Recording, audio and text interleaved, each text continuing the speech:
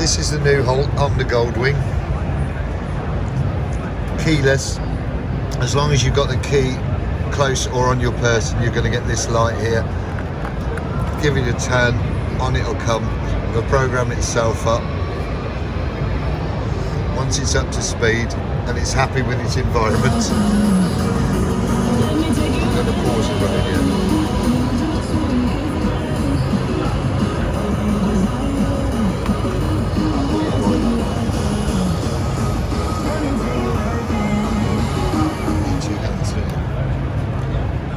So starting from the front, sat nav. You're able, if you have an iPhone, you can use the Apple Play system, so you can put your own sat nav on there rather than the Honda one. But the Honda one is a good one. As you can see, all your controls are here. The idea is to give you all the information you need. The main programming before you start your journey is done here. So you program your routes and you set your audio up. You can have 2 earphones, so the pillion can hear what's going on. You can talk to each other through the intercom system. So you program that up, and as you start to ride, then this control here, you can control everything from your thumb. So if we're on a journey, we can alter the screen, we can control the volume, we can work the sat nav so we can zoom into places, all done on your thumb, hopefully with one hand operation. This is fitted with a 7-speed DSG type gearbox.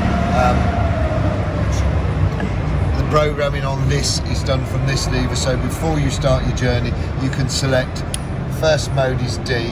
In D mode, it will give you the best ride and saving fuel.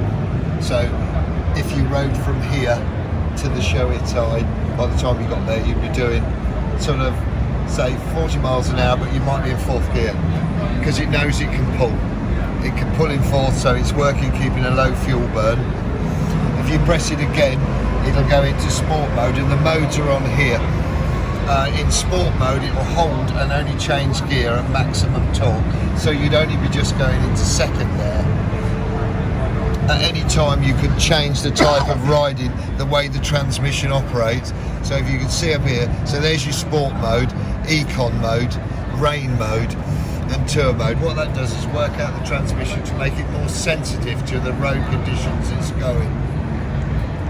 This bike's got a yaw sensor in it, so it understands when you're going around a corner, it knows not to change gear automatically because you're cornering.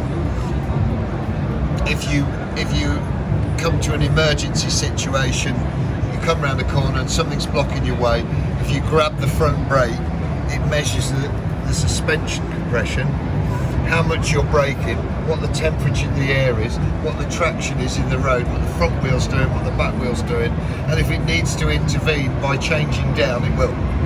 So if you forget to do it, it will do it for you, even in manual mode, which I'll come to in a minute. So in those modes, the computer will change up and down for you. You don't need to worry.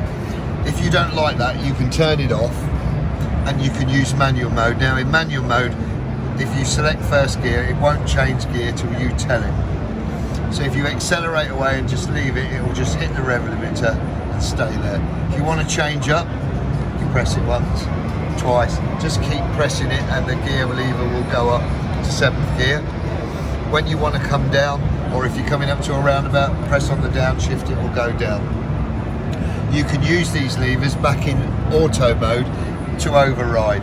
So if it's in that mode and you're coming up behind a lorry in auto mode, you decide you want to overtake, you can press down on the downshift, it will drop down, and it knows again, remember the lean angle sensor will know that you've leaned out, you've gone round the lorry, you've gone back in again. When you're back upright, it'll go back to the gear it was in. It won't do that in manual mode. It will not change up unless you tell it. It will change down, as I said, if you do an emergency stop, it will automatically change down.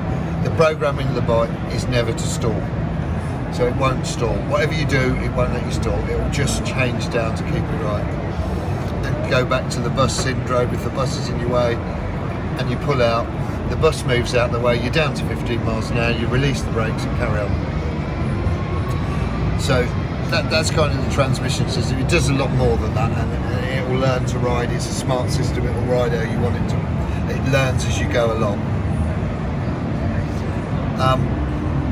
That's kind of the main control system. Coming back along, we've got an airbag. The airbag again only functions if you have a straight impact into the back of something. If you're sliding down the road, it won't work because it wouldn't do you any good. So again, the sensor tells it where it is. When it inflates, it wraps around you and keeps your head straight and decelerates you in a straight line.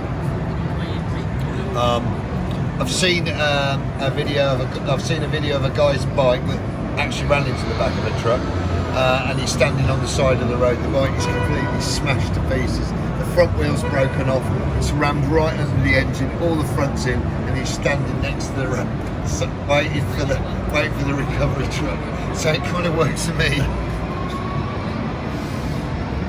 So as we move back, then we've got the luggage and the carrying ability. This bike's fitted with some extras. These extra wind deflectors, it is an extra. The touring people like them, especially in wet weather. It's good to keep you dry.